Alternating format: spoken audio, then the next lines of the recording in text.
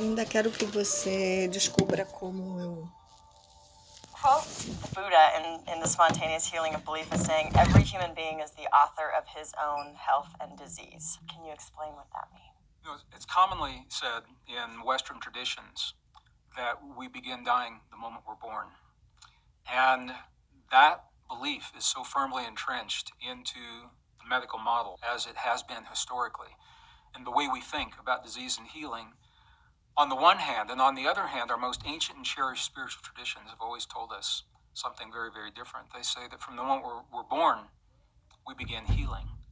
And what the best science of our time now, the early 21st century, is telling us is very, very different from what the scientists of the 20th century have come to believe about the human body and the way that we work, the way we function, and our ability to heal. What we now know is that every organ in the human body has the ability to heal itself, given the right environment. Even the organs we were told could not. So spinal cord tissue, brain tissue, heart tissue, pancreatic tissue, prostate tissue, all of these organs that we are so accustomed to hearing that are failing us from so many different perspectives. The best science of our time is now showing that they are actually designed to repair and heal themselves under the right conditions, given the right environment. What are those conditions? That's the question. Some of them are environmental, that can be exterior to the body, things like water, air, just the quality of our food. Some of them may be chemical, the supplements that we take, and some of the herbal products that our ancestors understood and used with great success in healing their bodies before modern medicine ever came along. And I think those are interesting. What really fascinates me is the inner environment. And this is the environment that the Buddha talked to us about so eloquently. And the Buddha said that every man and woman is the architect of their own healing and their own destiny. To the people of his time, I'm not sure how much sense that would have made.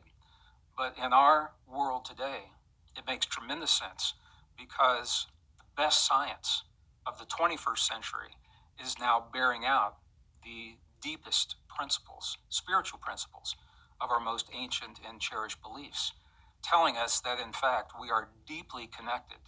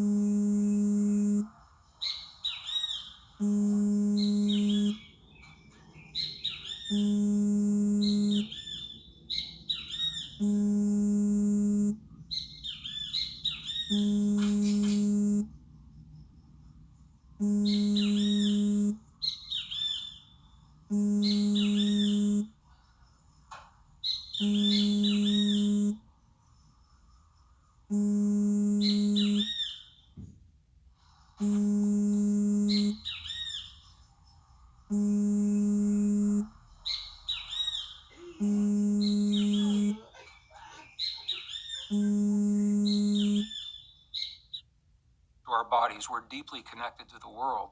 And that connection and interconnection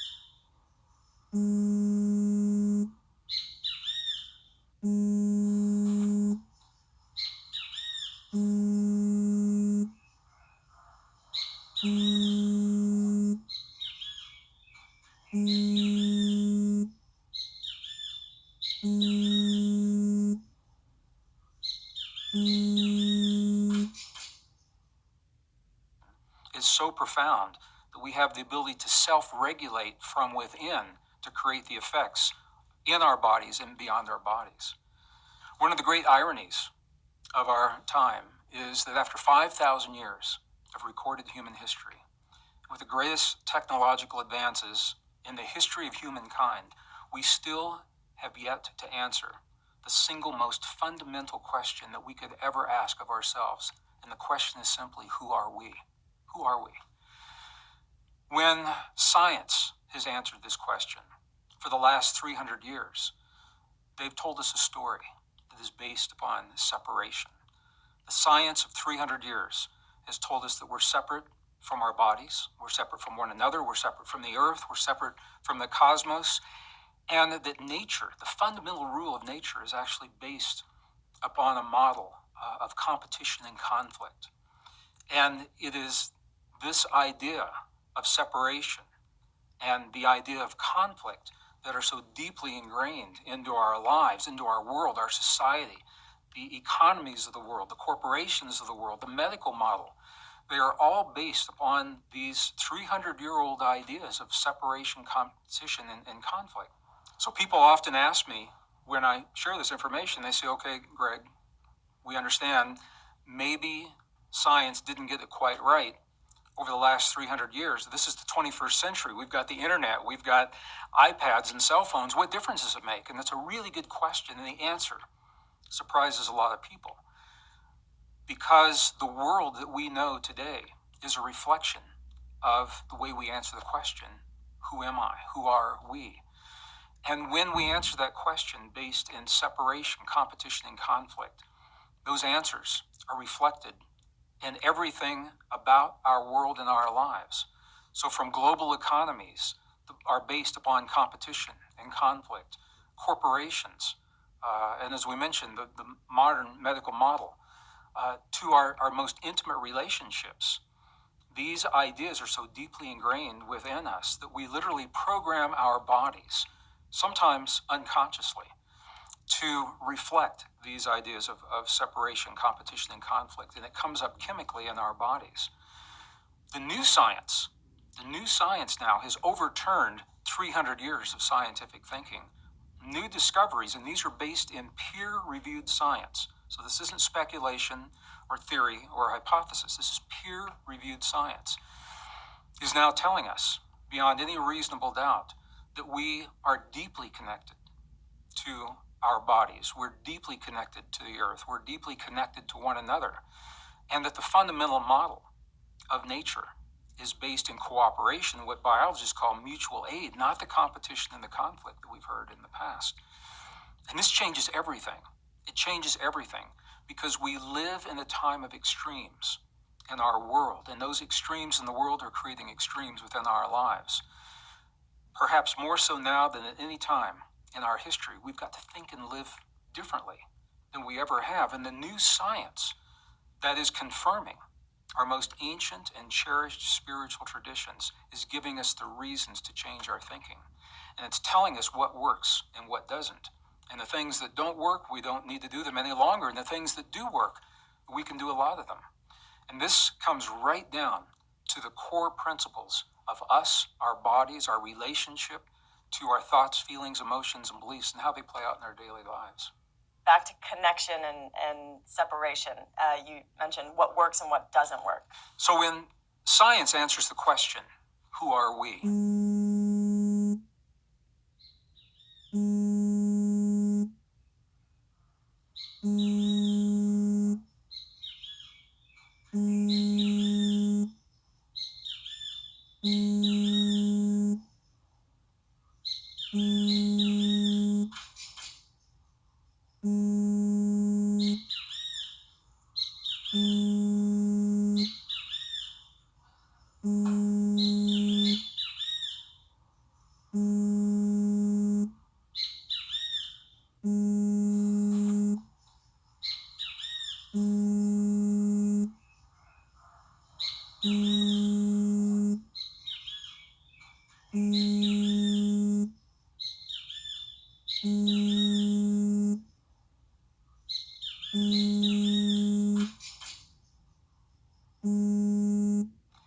They say that to do so well, we must first answer 6 separate questions, 6 sub-questions under the umbrella of who are we.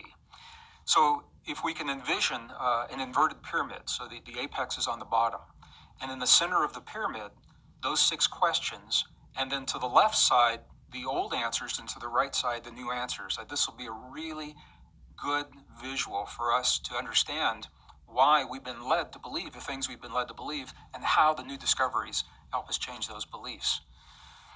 We begin at the bottom of the pyramid. The most fundamental question when we ask the question, who are we, is where do we come from? What is our origin? That's the first question. The second question is what are human origins? Because they may be separate from the origins of other forms of life. The third question is about relationships. What is our relationship to our body? The next question is, what is our relationship to the world beyond our body? The next question is, what is our relationship to the past? Is it linear or is it cyclic? And the very last question is, what is our relationship to nature? So science says if we can answer these 6 questions, then we have the opportunity to answer the big question, who are we? Who am I?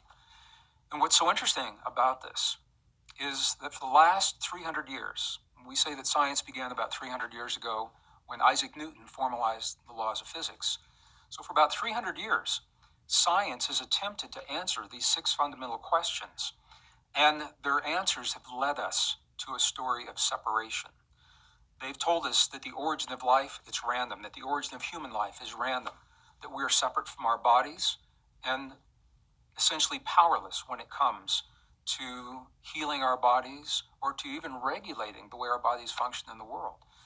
They've told us that we are separate from the world beyond our bodies. Not only do we have very little influence over what happens within, but we have no influence over what happens in the world beyond our bodies.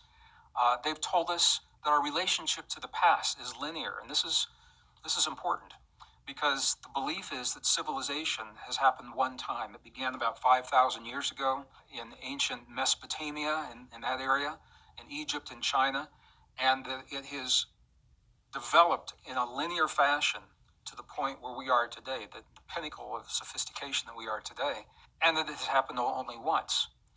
The last question, beginning in 1859, Charles Darwin began telling us that the fundamental rule of nature is based upon struggle and survival of the strongest, or the words that he used, that nature is based upon a model of competition and conflict. So these ideas of separation from ourselves, from the world, of competition and conflict, they are so deeply ingrained into our lives and our world today that we almost take them for granted. Sometimes we don't even recognize how deeply these ideas are rooted into our lives today. They are rooted in the nature of the economies of the world that are actually buckling and collapsing under the weight of their unsustainability right now. They are deeply rooted in the ideas of corporations, in the way that people work together, in the way that we share resources, in the way that we heal our body. All of these ideas, the medical model, for example, is deeply based in these ideas of separation. The best science of the late 20th and now the early 21st century has overturned 300 years of scientific thinking with new discoveries that are peer-reviewed in the scientific literature on the one hand. On the other hand, there is a reluctance and often a flat-out resistance to share this in the mainstream. So the new discoveries that overturn 300 years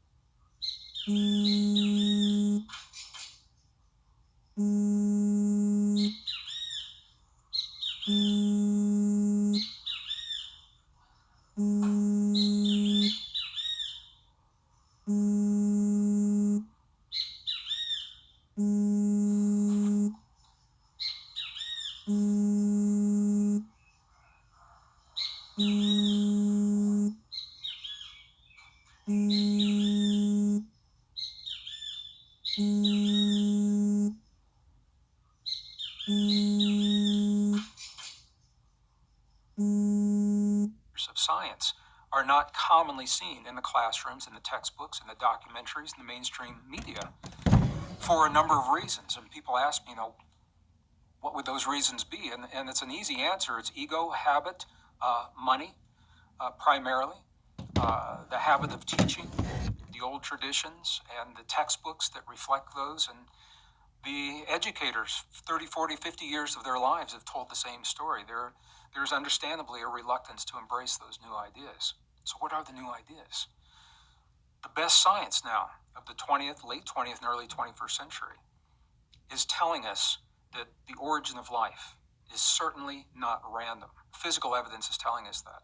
The science is telling us that the origin of human life, the DNA, is telling us that we are not random.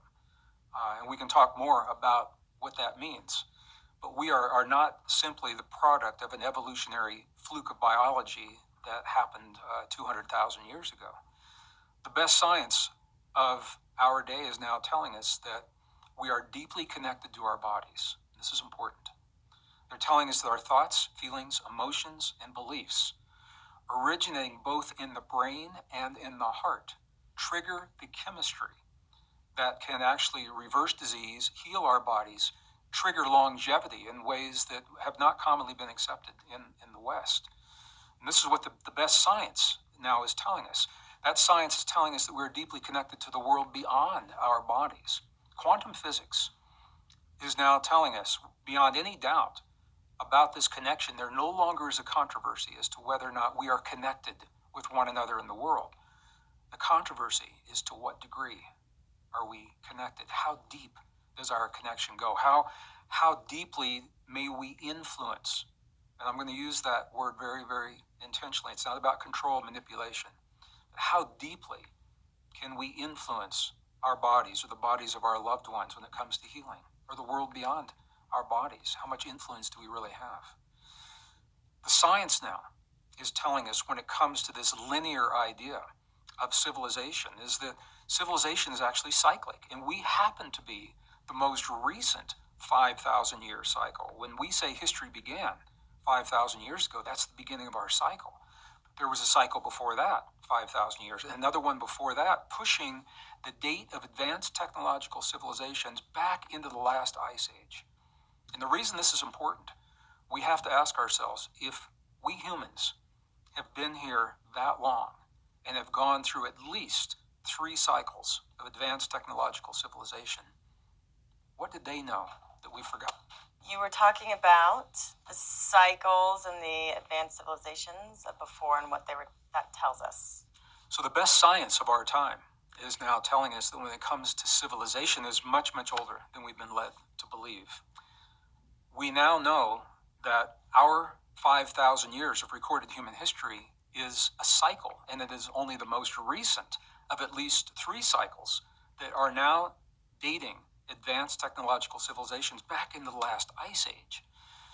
What we have to ask ourselves when we consider this is, if we humans have been here this long, and we have been through 3 cycles of civilization, this being the 3rd, what is it that we may have known in the past that we've forgotten today? Or what is it that our ancestors knew that maybe we've never even discovered? What can we learn from them? And that's the value. And the last piece on our pyramid, on our inverted pyramid, is that science now is telling us that nature, the fundamental rule of nature, is actually based upon cooperation and what biologists call mutual aid, not the competition and the conflict that Darwin proposed 150 years ago. This changes everything. And people ask me often, they say, okay, Greg, maybe science didn't get it right. Here we are, the early 21st century, we've got iPads and internet and cell phone and Facebook. So what? What difference does it make? And it's a really good question. And the answer surprises a lot of people. Our society, the roots of our society, the foundation was being created in the late 1800s and early 1900s, precisely when ideas of Darwin's, for example, were being embraced. Competition, conflict, separation. And those ideas were so widely accepted, they are so deeply ingrained into our lives in ways that sometimes maybe we don't even recognize. They show up again and again as the unsustainable principles of the way we think and the way we live. For example, the global economy is buckling and collapsing in some places. And the question is why? Why isn't this system working? It's based upon an idea of competition and conflict, which is an unsustainable idea. The fundamental rule of nature is cooperation. So people say, well, we see competition and conflict in nature all the time. And I say, yes, we do. We have to be honest with ourselves. It is there. However, it is in response to specific conditions. It is not the fundamental rule of nature. And the more competition and the more conflict that we see in the world, that tells us how far we have strayed from our truest relationship, the truest nature of our relationship with nature. So when we consider these new discoveries, it changes the way we answer the question, who am I? Who are we? We go from the idea of separation and competition to connection and cooperation. That is reflected in the world around our bodies as nature. It is reflected within our bodies. And I'm sharing this because this principle is the principle of healing that is often overlooked in the modern medical model. The modern medicine is based upon the old ideas of separation and competition and conflict on a biological level, on a cellular level in our bodies. So now we have a new way of answering the question, who am I? Who are we? We are not what we've been told in the past. We are more probably than we've ever imagined in our lives. And this then becomes the template from which we can look at any question when it comes to us and our relationship to our bodies for the answers that are based on science that reflect our most ancient and cherished spiritual traditions. So I think we all know that there is an epidemic of disease running rampant in our world today in a way that we have never seen before. Some of that is because we are a globalized civilization. That's true. And some of the environmental toxins that used to be localized are now more globalized. However, on a deeper level, I can tell you personally from the journeys that I've taken into some of the most magnificent, beautiful, pristine, remote, and isolated places remaining in the world today, that the conditions and the diseases that we often take for granted here in the Western world, in the modern world, either because of age or simply because of environment, they simply do not exist in some of these other cultures. I've been with people in the southern Andes where the cancers simply don't exist. They don't get breast cancer and prostate cancer. In Asia, in Egypt, in the Middle East, people well into their 100s who have memories just as sharp as attack. And we're often told that dementias and the loss of memory is a function of age. It's less a function of an age, from my experience, and more about how we live as we attain that age. What are the factors that contribute to these conditions that are stealing from us the very thing that we cherish the most, and that's life itself, both ours and our loved ones? And the answer is sometimes difficult for people to see. But it is in the way that we have chosen to live our lives and the way we've chosen to think and believe about ourselves as we're living our lives. And these are two separate yet related ways of looking at what's happening to us in our bodies. When I was in school, I was taught that the brain is the master organ in the body. And the brain is certainly important, and we all acknowledge that. But what the new science is showing us is that the brain receives many of the instructions that tell it what to do, that tell it what chemistry to release into the body, what hormones to trigger within our bodies. It's true, those signals come from the brain, and the brain receives the instructions telling it what to do from our heart, the human heart. And it probably shouldn't be so surprising that the heart plays such a powerful role in our lives, because it's the first organ that develops in our bodies when our mother's womb. Before any other organ develops, the heart develops first. And one of the great mysteries in the Western medical model is, what is it that triggers that very first heartbeat? What is it that happens in one instant where there is a mass of cells and tissue that are motionless, and the next instant something happens, the spark that triggers the life that begins beating is our heartbeat? What happens? Science has yet to answer that question. They don't know for sure. This is one of the places where our ancestors had an answer that science simply cannot support at this time. What our ancestors said to us is that first heartbeat, it's the moment that the soul comes into the body, the moment that we make the connection with something greater, something bigger than ourselves. And whether we believe that scientifically or not, the fact is that something happens with that first heartbeat, and we become enabled and capacitated as a human being in ways that no other creatures that we know of have the ability to express. That's what gives us our power to heal. As I mentioned, it's often said that we begin dying the moment we're born. What the science is showing us very clearly is that we now begin healing the moment we're born. And the reason I can say that is because we now know beyond any doubt every organ in the human body is wired to heal. Every organ in the human body has the capacity to not only heal damage, but to regenerate the damage and the tissue after it has been damaged. We can regenerate and heal even the organs we were told were not capable of doing so, such as the brain, the heart, the pancreas, spinal cord tissue. All of these have been scientifically documented with the ability to repair and heal themselves given the right conditions, under the right conditions, the right environment. So our role now, when we talk about healing and the essence of healing, is what is the environment that optimizes our ability to honor the gift of life in our bodies? Where does that really come from?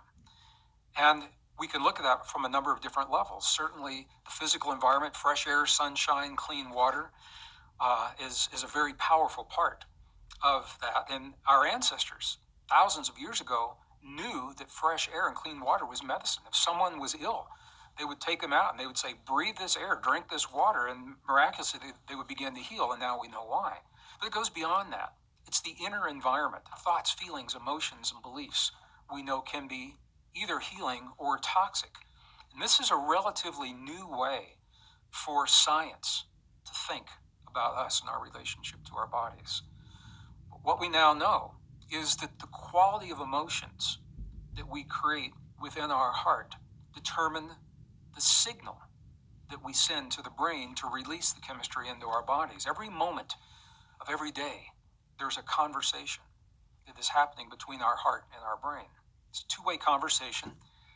Our heart is having a big conversation with the brain, and the brain does communicate back to the heart, but not quite so much. It's a smaller series of signals that seem to go back to the heart. There is this two-way conversation.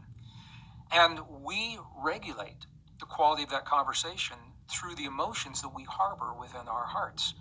So, for example, when we feel that we're not safe in the world, when we feel fear, hate, anger, jealousy, rage, anxiety, those kinds of feelings, they send a specific signal to the brain, and based on that signal, the brain will release the chemistry in the body that mirrors that signal.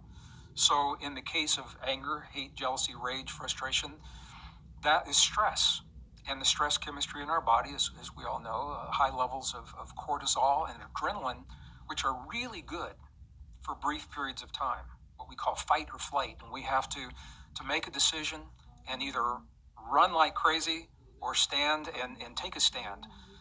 We're designed to do that. What we're not designed to do is live our lives under sustained conditions of fight or flight. A few minutes, but you don't want to live that way every day and every hour and every week and every month. And I know people that do.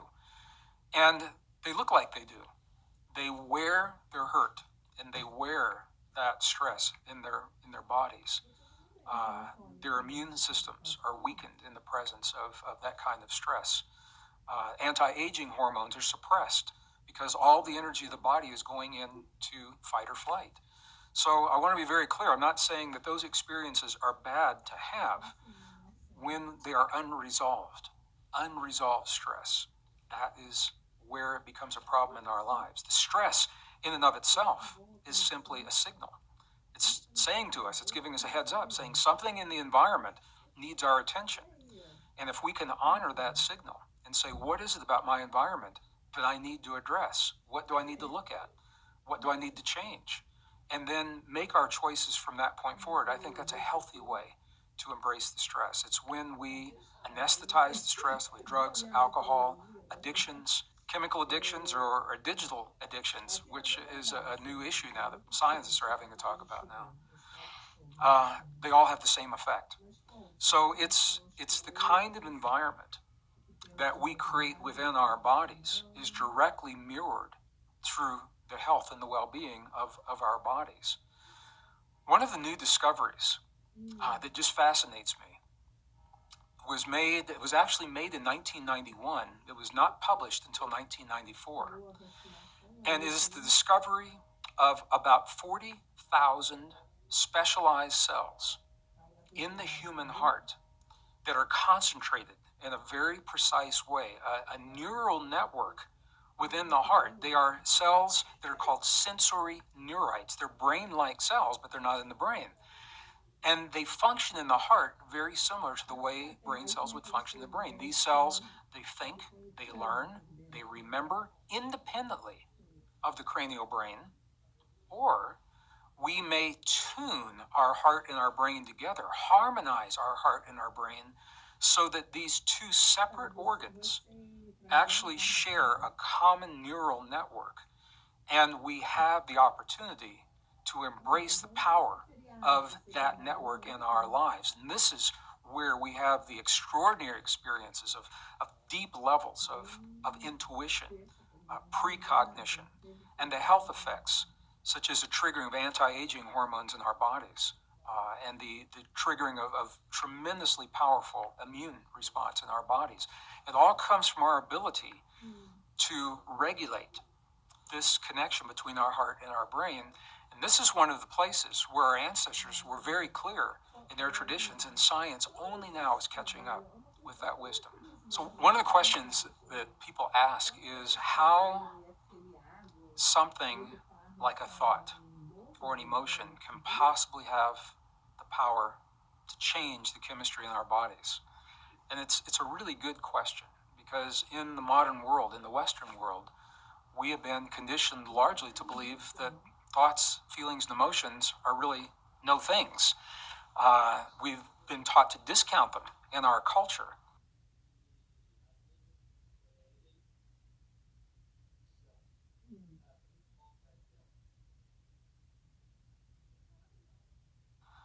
On the one hand, and on the other hand, in many of the indigenous cultures, they are the most important things in their lives, the most potent agents of healing that someone can have. So the question, how does this work? And we're looking at a couple of different levels. What we know now, I say we in modern science, is that when we have an emotion within our hearts, that emotion sends a signal to our brain, and the quality of that signal determines what the brain does in response to the emotion. So if you can imagine a signal from the heart to the brain that is a very smooth series of waves, nice, even, coherent is the term that's used, waves from the heart to the brain will match that smooth, even, organized chemistry, and it will release the chemistry that supports life into our bodies. This is where our immune systems become really strong, super immune response. Even anti-aging hormones are triggered in the presence of this kind of a signal from the heart to the brain. On the other hand, the stress chemistry, when we feel those moments of frustration, anger, hate, jealousy, rage, fear, a signal looks different. It looks kind of like a bad day on the stock market. It's a lot of very chaotic, unorganized, jagged waves going from the heart to the brain, and the brain receives those waves and says, oh, I need to match this chemistry. This is stress chemistry. So this is where the adrenaline and the cortisol and the stress hormones are released into the body, which, as we said, is good for short periods of time. You just don't want to live your life in that way with those chemicals racing through your bloodstream. So our ability, all of a sudden now we realize this, our ability to regulate that signal, what could be more important? Our ability to regulate the signal between our heart and our brain becomes front and center of the health and the healing of our lives. This is a completely different way of thinking about our inner environment from what the medical model is showing today. The medical model based on the pyramid of our relationship to ourselves and our bodies, the answer to the question, who are we? That medical model suggests that we're separate from our bodies. So there's no reason to expect that anything that we could do from within would have any beneficial effect in our bodies. I remember the first time I discovered this on my own. I was a competitive runner for about 20 years when I lived in Denver, Colorado, working with the corporations. I never had the opportunity to do these things when I was in high school, so I had the opportunity in the corporations to run triathlon teams and competitive marathons. And the first time I injured my leg running, and I went to a doctor, I remember I was sitting on the edge of the examination table, and the doctor was at a stool in front of me, and he was looking at my knee, and I asked him the question. And I said, what is it that I can do? What can I visualize? What can I feel that will help my knee to heal any faster? I remember the doctor, he looked up at me and he said, son, he said, you can visualize and feel anything you want to heal. He said, this is not going to make a bit of difference. He said, your leg will heal when it's ready to heal. And immediately in my mind, I thought, well, this man has a very different view of healing than what I've come to understand. But it's not surprising when we look at the way science has answered the question, who are we? This is why it's so important. Our lives reflect this idea of separation and the powerlessness that comes from separation. And when we live our lives in that way, it's very, very different from living knowing that we are designed, that we are wired to heal and regenerate our bodies. We approach life a completely different way when we embrace the deepest truths of our existence. So we look at the chemistry that is triggered from the heart and the brain. This is one way that we begin to initiate this healing process in our bodies. And it goes even deeper because we're talking about the 40,000 plus nerve cells in the heart, the sensory neurites that are essentially brain-like cells, except they're in the heart. Each of those cells, when it is stimulated in the proper way, the cell itself begins to create the neurites, and the neurite is any appendage that extends from the cell itself. Why is this important? Because it's the neurites that make the connections with the other neurites that create the synapses across which the signal from our heart to our brain is transmitted. So the more of these connections that we create, the stronger the signal and the more reflexive the signal will be in our lives. When we learn to do the techniques, it becomes almost second nature. We don't have to sit down at just the right time of day and close the door and light a candle and turn on the music and burn the incense and create just the right environment to trigger this healing in our bodies. Once we begin to embrace the techniques of harmonizing our heart and our brain, you can do it anywhere. And the truth is, when we need it the most, those are often the least opportune times in our lives of when we can make these connections. So here's the way it works.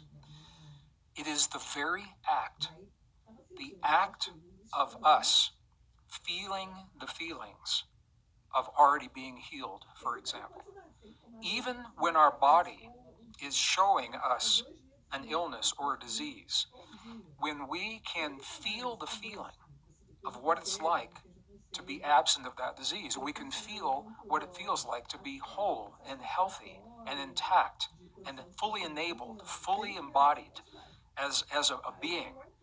That is the signal that triggers these nerves to begin to grow and reach out for other nerves that are mirroring those signals.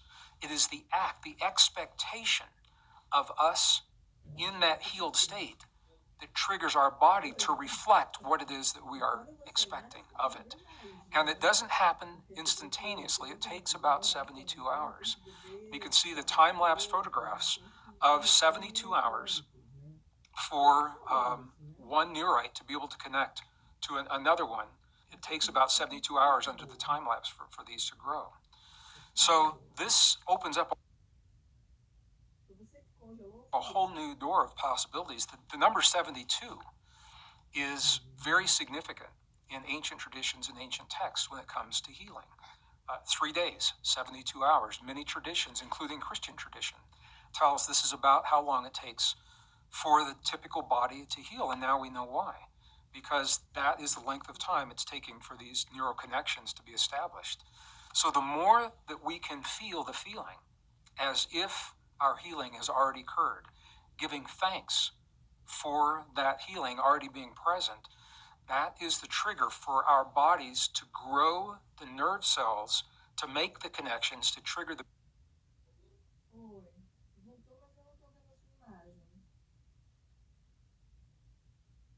brain chemistry to reflect that healing.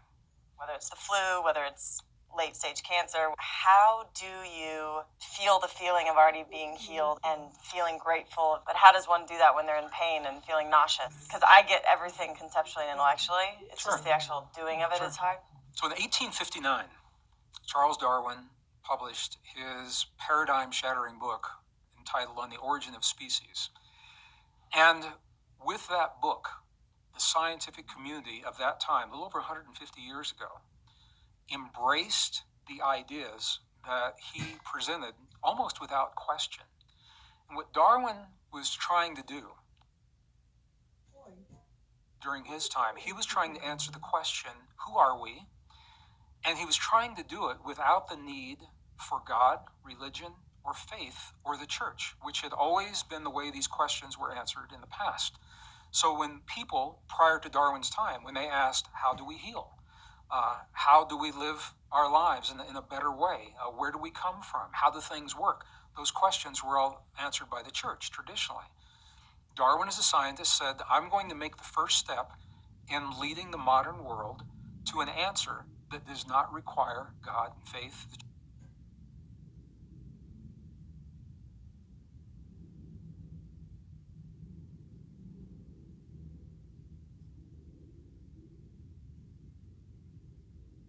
church or religion.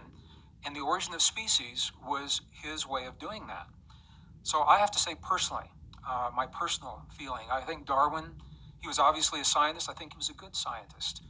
And Darwin had no way of knowing in his time what we know today. He couldn't have known about cells and neurites and DNA that we only have discovered recently. So, not to criticize Darwin's ideas, but to help us to understand why we think and why we've been led to believe what we have about our bodies and where the new discoveries are changing all of that. What Darwin said was that life began as a single organism, and he didn't know how that organism appeared. He didn't try to explain that. He said life began as a single organism, and over a long period of time, that organism became many organisms, and the diversity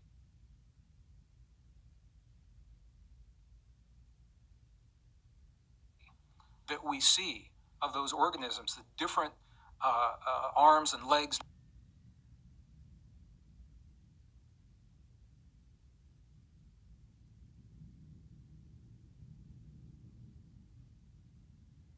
appendages, and different ways of seeing and standing upright or not, those were all a response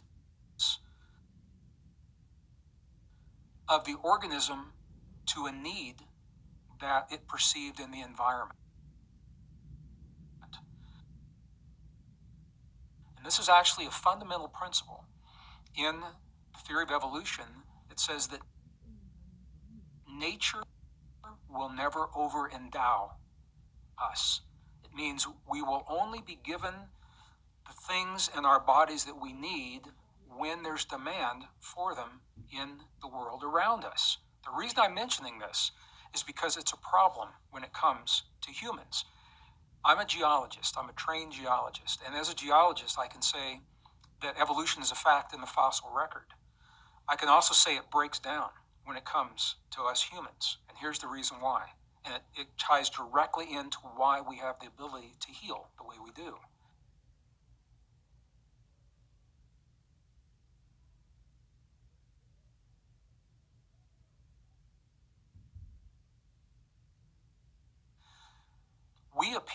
Humans appeared on the earth about 200,000 years ago, and we don't know where we came from. There is no clear record in the evolutionary family tree, no clear fossil record leading to us. All those little lines that we see on the evolutionary tree, if you look closely, they are inferred or speculative relationships, yet they are being taught as fact, even though we do not have the evidence to support them. We appeared 200,000 years ago. Suddenly, we had a brain 50% larger than our nearest primate relative. We had an advanced nervous system that allows us the abilities of healing, self-regulated healing that we're talking about now, that set us apart from any other forms of life. And here's the key. We have not changed in those 200,000 years. If you take the body of what are called anatomically modern humans, AMH. They used to be called Cro-Magnon, now they're called AMH, because the name is self-descriptive. Anatomically modern humans. We are them a few thousand centuries later. If you compare them to us, our brain size is the same, our body proportions are the same, and the capabilities haven't changed. What this says for evolution is that the advanced brain and nervous system that gives us the ability to heal, it didn't evolve over a long period of time in response to the world. It appears to be inherent in our being. It was with us from the moment we arrived, and because science is telling us we haven't changed, what we can say is we have today the wiring, the equipment that we arrived with 200,000 years ago. So I can say to you that we are wired for healing. We are literally designed. We don't know how or who or why scientifically, I can't confirm that. But what I can say is that Darwin's ideas of evolution break down when it comes to us, and our ability to heal our bodies is a perfect example of where that breakdown occurs as we know it today. So we have this advanced nervous system that we regulate through the choices we make in our lives. what we think, what we feel, what we believe, and specifically the emotions that we choose to respond to what life brings to our doorstep. So when we learn to respond to hurt in new and healthy and empowering ways, we literally are changing the chemistry of hurt in our bodies. And when we learn to embrace what we have seen as failures in the past, when we realize they're not really failures, there's something we tried that simply didn't work, and now we're going to try it again. That's a very, very different feeling than the idea of failure and comparing that to success. These all translate into the chemistry in our bodies. So when we can affirm in our bodies by giving thanks of gratitude and appreciation for the healing that's already occurring in our bodies, this is the basis for many of the prayers and the meditations that I have personally seen with indigenous people from all over the world. Even when it looks like there's nothing wrong with them, they still give thanks for their healing because they are acknowledging that it is an ongoing process. We are healing every moment of every day. So one of the questions that people often ask is how could something that happens inside of our bodies possibly have any influence, any effect over what happens beyond our bodies, beyond the boundary of our skin and our flesh? How could it possibly influence the world around us? I think maybe the best way to help explain that from my understanding is through a story. I live in the high desert of northern New Mexico, about an hour from the nearest town and about a mile from the nearest neighbor. So it's a very isolated, remote, pristine, magnificently beautiful part of the world. And in the early 1990s, the high desert of northern New Mexico was in a severe drought, the worst in over 100 years that the elders remembered. Cattle were suffering, crops were dying, and it was really bad. And a native friend of mine, and I'll call him David to honor his privacy. I call him David so much that when I see him now, I actually think of him as David. Called me one day. David called me and he said, "Greg, would you like to join me in a place that our ancestors built so long ago we don't even know who built this medicine wheel where it is today? Would you like to join me in that place for a prayer of rain?" And I didn't have to think twice. I said, "Sure, absolutely, I'd love to." And I wasn't prepared for what David showed me that day, because I had an expectation that I would see some chanting, some dancing, some kind of movement, some kind of a ceremony, and that's not what I saw at all. We hiked across 130,000 acres, the most fragrant high desert sage. It's the kind that releases its scent when your knees brush up against the little leaves. It's just beautiful. And we arrived at this ancient medicine wheel. And David sat down, he unlaced the shoes, his old work boots, and with his naked feet, he stepped into the center of this wheel. And he turned his back to me, and he closed his eyes, and he held his hands in a prayer mudra just for a few seconds in silence. And then he turned and looked at me, and he said, "I'm hungry. You want to go get a bite to eat?" And I was shocked. I said, "Yeah, at some point," I said, "but I thought you were going to pray for rain." And this is the key. This is why I'm sharing this story. He looked from inside that circle right into my eyes. He said, "No." He said, "If I prayed for rain, rain could never happen.